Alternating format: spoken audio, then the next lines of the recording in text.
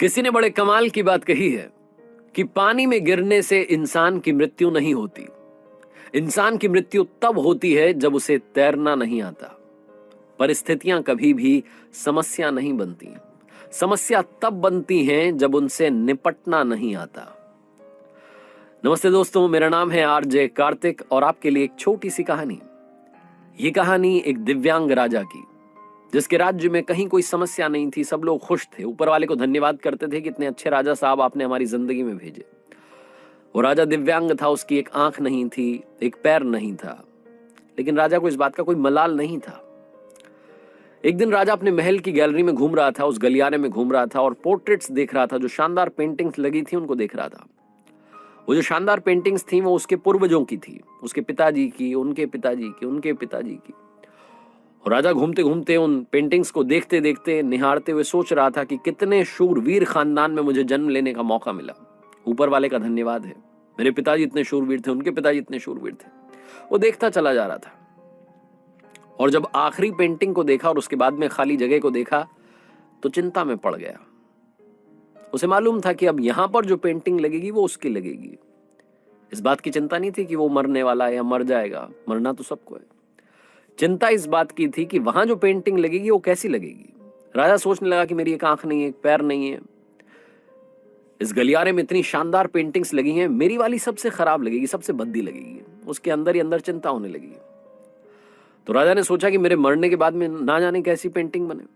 एक काम करता हूं, मैं जिंदा हूं, इसी बीच में एक शानदार सी पेंटिंग बनवाता हूं, ताकि कम से कम ये तो सुकून रहे कि मेरी अच्छी पेंटिंग यहां लगेगी। तो उस राज्य में ऐलान करवा दिया गया, पेंटर्स को न्योता दिया गया कि आप आइए और राजा साहब की तस्वीर बनाइए। शानदार तस्वीर बनाएंगे, शानदार इनाम मिलेगा। पेंटर्स आए, उन्हें मालूम था कि शानदार बनेगी तो शानदार इनाम मिलेगा, लेकिन शानदार बनेगी कैसे? राजा की एक आंख नहीं है, एक पैर नहीं है, ऐसे राजा की क्या तस्वीर बनेगी? और पेंटर सोच रहे थे कि इनाम की बात छोड़िए, अगर खराब बन गई, राजा गुस्सा हो गया तो सजा मिलेगी। इसलिए बड़े बड़े चित्रकार भी आगे नहीं आए, हानि भरी। तभी एक लड़का था, उसने बोला कि राजा साहब, मैं आपकी पेंटिंग बनाना चाहता हूं, मुझे 24 घंटे का वक्त दीजिए। बड़े बड़े पेंटर आश्चर्य में पड़ गए कि लड़का क्या चाहता है, मतलब फांसी पर लटकना चाहता है, राजा को गुस्सा दिलाना चाहता है, क्या पेंटिंग बनाएगा?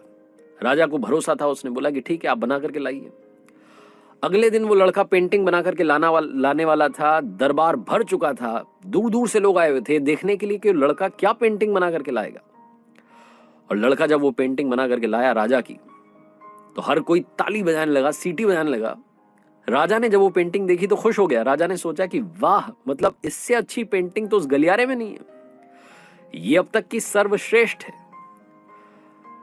राजा ने उस लड़के को बड़ा इनाम दिया। आप सोच रहे होंगे लड़के ने उस राजा की जिसकी एक आंख नहीं थी, एक पैर नहीं था, उसकी क्या पेंटिंग बनाई होगी? उस लड़के ने राजा को एक घोड़े पर सवार दिखाया। एक साइड से वो तस्वीर थी जिसमें एक पैर दिख रहा था, राजा तीरंदाजी कर रहा था, निशाना साध रहा था। और जब निशाना साधते हैं तो एक आंख बंद हो जाती है, एक आंख बंद थी, वही वाली आंख बंद थी जो राजा की नहीं थी। तो इस तरीके से लड़के ने एक आंख बंद कर दी, एक ही पैर दिखाया, राजा को घुड़सवार दिखाया, निशानेबाज दिखाया, और इतनी कमाल की पेंटिंग बनी कि वो अब तक की सर्वश्रेष्ठ थी। उस लड़के के सामने भी चुनौती थी, संकट था, लेकिन उसने सकारात्मकता का साथ नहीं छोड़ा, पॉजिटिविटी का साथ नहीं छोड़ा। जिंदगी में चाहे जो संकट आ जाए, एक वैक्सीन की डोज हमेशा लगा करके चलिएगा। इसे पॉजिटिविटी की वैक्सीन कहते हैं और इसकी डोज रोजाना लगानी जरूरी है। जिंदगी में चाहे जिस मुकाम पर आप हों, जिस संकट में आप फंस जाएं, जिस भी स्थिति में आप हों, अगर आपने पॉजिटिविटी की वैक्सीन लगा रखी है तो यकीन मानिए आप उस संकट से बाहर निकल आएंगे। बस आपसे इतना सा कहना चाहता हूं कि जिंदगी में उम्मीद का साथ मत छोड़िएगा, क्योंकि जिसने उम्मीद का साथ छोड़ दिया, जिंदगी उसका साथ छोड़ देती है। हर पल सकारात्मक रहिए, खुश रहिए, प्रसन्न रहिए, ऊपर वाले के आशीर्वाद के साथ, अपनों के प्यार के साथ और अपनी अच्छी और सच्ची मेहनत के साथ।